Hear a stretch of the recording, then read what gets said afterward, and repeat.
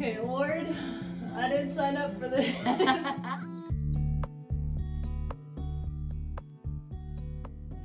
Hello, I'm Jackie Parnell and welcome to my channel.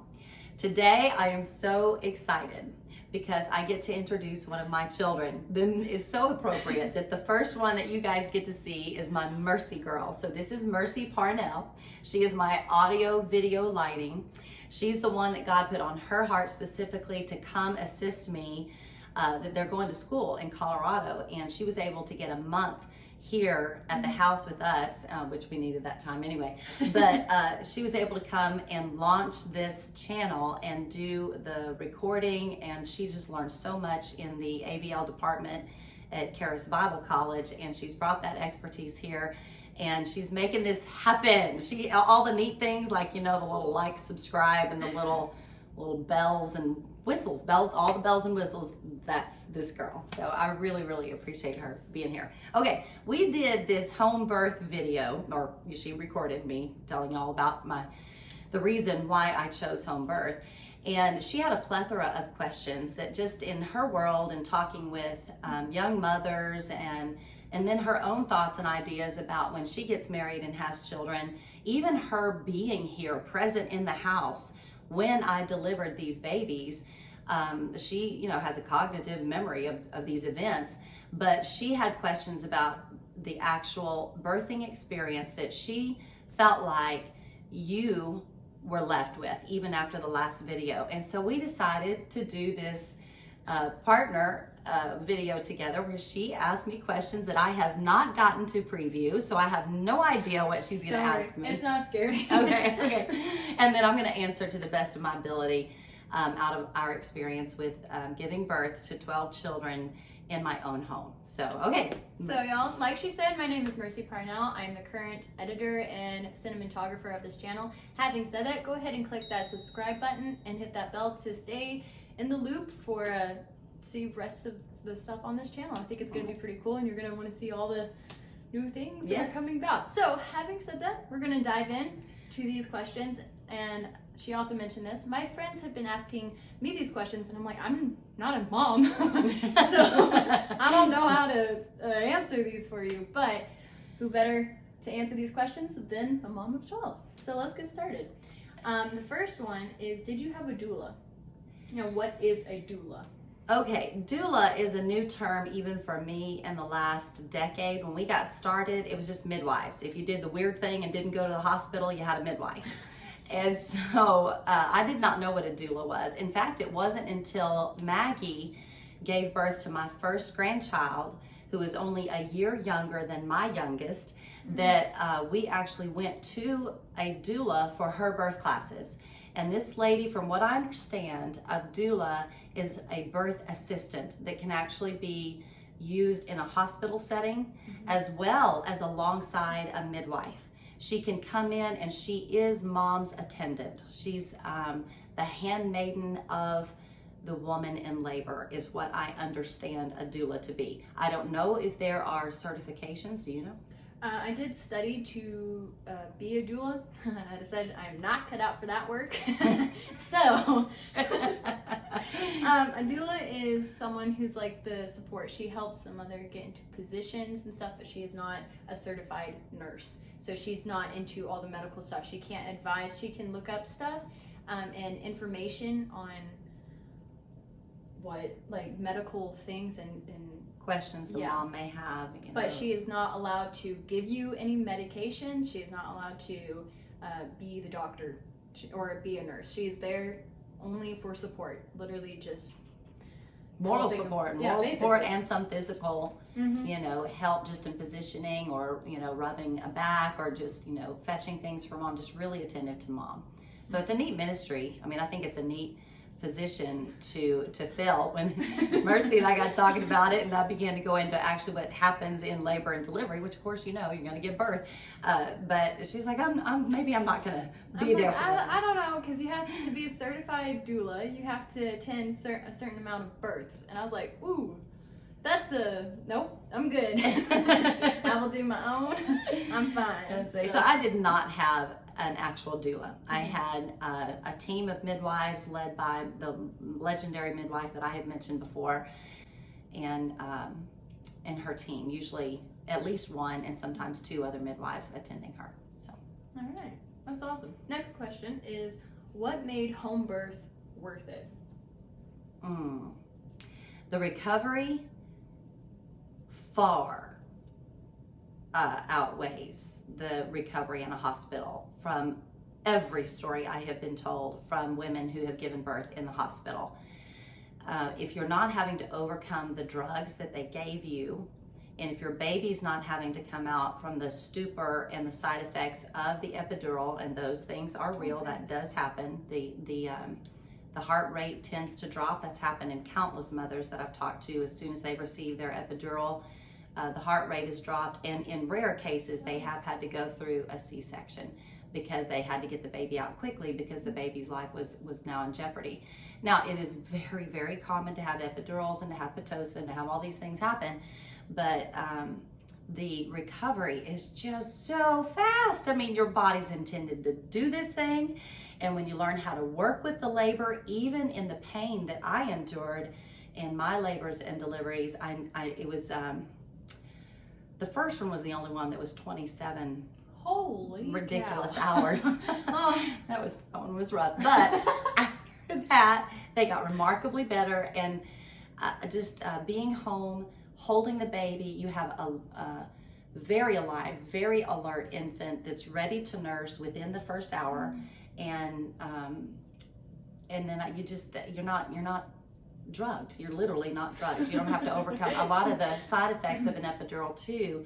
Are these severe headaches that women have had to endure for 2 and 3 days after labor and delivery. Is it like migraines? Oh yeah, Oh gosh. they're bad. So I haven't researched all that because I haven't had to go through that. But anyway, I don't have any of that. I mean, it's time to partay. So having said that, what are 3 things you would want, like you could have changed, like that you would want to change from your past experiences? How I go into labor and delivery. Okay. What does that mean? There's a lot of dread and fear. Fear has no place. It has no place in a Christian's life. And you're not condemned. I mean, Paul even said there are fears from within and fears from without. But you address them with the courage of your faith, and you find scriptures, which I'm not holding a Bible here today, but you find scriptures to apply to the area that you are fearful, and you speak those scriptures out loud to yourself. So about 6 weeks before labor and delivery, I got really somber. I wasn't a real happy person. That's when they would tease me, tease me a little bit about how I needed up my B vitamins because they're good mood vitamins. I tried not to be ouchy and crabby, but it's just I got very, very serious, and life wasn't funny anymore. And that's not really how I live. I'm pretty happy-go-lucky, but I was not happy-go-lucky in those 6 weeks, and there was just a lot of dread. So I would address the fear head on. I would address the dread of labor and delivery, and apply your faith through the Word of God to remedy that, so that you can have a baby in joy and in confidence. That would be the first thing. Second thing, more practically speaking, would be I'd probably do a water birth before the 12th one. After that 12th one was delivered, I'm like, I could do this again. I'm finally signing up for labor and delivery voluntarily. Why did you choose to do water birth with the 12th versus every other kid? Well, my midwife is not a real fan because she doesn't like getting down in the water to do that, and sometimes it would require that. And it was kind of relatively new thing even for her, but I had heard a lot about it, did a lot of research, watched a lot of home births on YouTube and all to find out, or water births. And I was convinced that was probably going to be the thing. I needed to try it. And it really was amazing. It was amazing. The difference between that water birth and every other time I walked around and sat up. After my first and second ones, I laid down through labor and delivery, and those are my most extremely painful labors. But I would stand up, and from 3, 4, 5, 6, 7, 8, 9, 10, and 11, I walked. I walked and walked and walked, and then I would sit, and then when it was time to push baby, I'd get up on the bed and deliver the baby. And I intended to get up out of the tub and deliver Cash on my bed, but I couldn't get out of the tub. I could I couldn't pull it together, couldn't get out of the tub. When he crowned, then he was actually born into the water, which is the most bizarre thing, because the baby just comes in the water, and my midwife was gonna let me pick him up, and he's floating. And he comes from water to water. I mean, it was just amazing. I don't know if I could No, that was kind of weird. that, because I'm like, That was weird. I was thinking she would pick him up out of the tub, and when she was like, "Okay, get your baby," she's so chill. She was like, "Okay, get your baby," and I'm like, "What?" Who's behind? So anyway, I kind of had to sit back down, and I picked him up out of the water, and he breathed, and everything was just wonderful. But it was a vastly different experience, because I was just I was able to tolerate. The pain was not as intense. It helped me to tolerate the labor, and that's really cool. Yeah. Wow. That's things really you didn't know. You're fine. Yeah, I'm like, this is great. Like, I needed to. These are. We haven't discussed these things. What are a few things that you did to be at peace or to make you more comfortable without the epidural? Because people, if they're going to do a home birth, that's like something that brings them comfort. Birth class is paramount. Mm-hmm. You need to go to a birth class if you have not attended one, because with a midwife, it's to know how to do it at home. The knowledge is power, and understanding what your body is doing in the middle of labor and delivery is power, because you can work with it. And so, and then tuning into your midwife is paramount, because Donna would tell me when to push or when not to push when it was time. And there were times when, depending on the positioning of the baby, it could be harmful if I gave it all I had to push a baby out and it wasn't positioned correctly. So you have to listen. And this is again new to me. I'm like, wow, no way, I'm getting like a lesson right now. I'm like, what? I'm gonna write a book, Mom. I know, I'm like, I'm taking notes right now. Like, okay, note to self. Listen. Listen to midlife.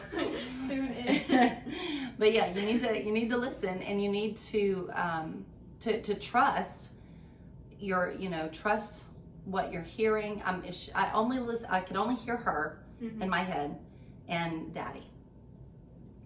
And so if she thought I wasn't responding to her well, she would have Daddy speak to me, or she'd have him pray over me. Because you do get into a zone. Oh, you get into a zone. Yeah, you get into a zone, and I want to know. Yeah, you're not in. I mean, I'd almost say you're not in this world. I don't want to get weird on anybody. I'm not talking about mental space. Yeah, but just mental space. There is a very, very focused point when you come into transition, which the first baby takes about an hour and a half to 2 hours of pushing, average. But your secondary and subsequent children, usually it's only about 10 or 15 minutes of pushing, unless there's severe complications. But they come out pretty quick when it's time. I had no idea. Yeah, so when it comes, like, going back to the question about what puts you at peace and everything. So it was taking a bath to relieve that stress and everything. Yes. I remember you playing worship music though. Sometimes. Yes. Were you able to hear that? Yes. Even though you were in the zone? Yeah, I annoyed the crud out of my husband and my midwife with one of my albums. Because it's kind of... kid? Did you listen to it through every... No, that was Meredith, but boy, did it get me through. I should write him. I should write the artist and let him know how the miracle. One of his songs is "Don't Give Up on the Brink of Your Miracle."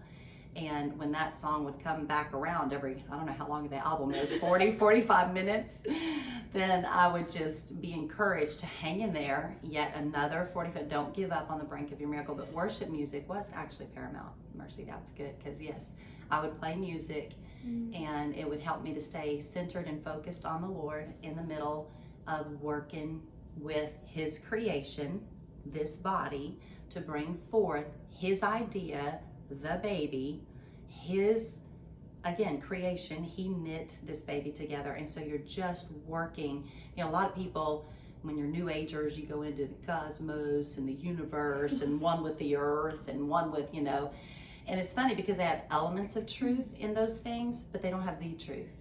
Because God did create the universe. God did create nature. He does want us to work with the proper functionality of the human body that He put in motion. But when you line up with Him and let all the power that He vested in the creation of the human body to work, I mean, it's kind of addictive. I've done it 12 times. It's wonderful. That's really cool though. So it's like worship music, you would get a hot bath, which that does something apparently. Yes, yeah, I know. You Yeah. know, and then paying attention to your midwife or doctor. That's really cool. Because I didn't know these things. Yeah. I didn't know. So that's pretty neat. My next one would be, how do you prepare for a home birth? So like taking notes here, I'm like, okay, worship music, got that one down. That's my Let's most go. fun. That's my most fun. Is Just getting preparing? ready for oh, that's my most fun. That's where we started the tradition of shopping 6 weeks before Oh, babies wow. due. Yeah, so I brought my girls in on the preparation for another baby, and I loved that. I I would know. love those trips. so I love to have an actual designated nursery for my children, for the baby, because I never could wrap my head around having the baby and the toddler in the same room and another kid, and then that kid has a bad dream and wakes up the toddler who wakes up the baby. Oh, that sounds like a nightmare in and of I mean, itself. the moms have done it. There's people that have done it without all that trauma, but that's all I saw. So I like having a nursery so that I can put the baby in there, and then when I'm training baby, weaning that 2 a.m. Feeding, but then I would want to go in for that 6 or 7 a.m. feeding, because then it would get them to sleep a little bit longer in the morning to give me that time. Then you know, they might fuss for 10 minutes or so, usually no longer than about 10 or 15, unless it's a strong-willed one. There's been a couple of strong-willed ones that went a little longer. Don't look at me. Then no, it wasn't you. Not calling names here. But it went a little bit longer in the night to wean them. And so I just like having the room where I could shut the door, and usually the rest of the family was able to sleep through that. And you know, it's only 10 or 15 minutes, but it, you know, there's hard seasons where, you know, fussy baby, you just have to put them down. When they have a quiet room to be in, away from everybody else, it helps their peace of mind and helps them to go to sleep. So because of that, I love decorating a nursery. So I have always, it was funny because with Millie is when I got, Daddy had a banner year that year, and I was able to decorate the nursery with my 5th baby like I wanted. And that's another thing. You can't, I wanted everything done perfectly. All the ideas I ever had with my first baby. Yeah. You need to let God celebrate each one of your children. Ooh, I'm gonna quote you on that one. That's good. Because he showed me, I didn't get to do all that I wanted to do with the first one. But she didn't miss out on one thing. That child was basking in attention. She was the first grandchild, the first great-grandchild. She had all sorts of attention for a good solid 5 years.